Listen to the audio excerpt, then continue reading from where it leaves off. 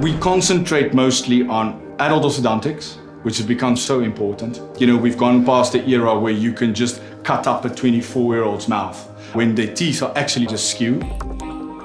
Once patients have actually lost their teeth, we have to be able to replace them. And so therefore, we utilize dental implantology.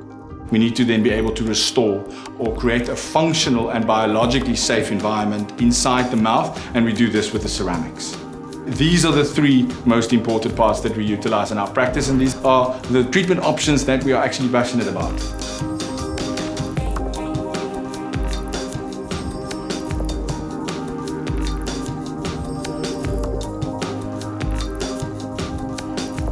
The digital workflow is the modern side of dentistry. This is the part that puts everything together. This is the part that allows us to be more accurate.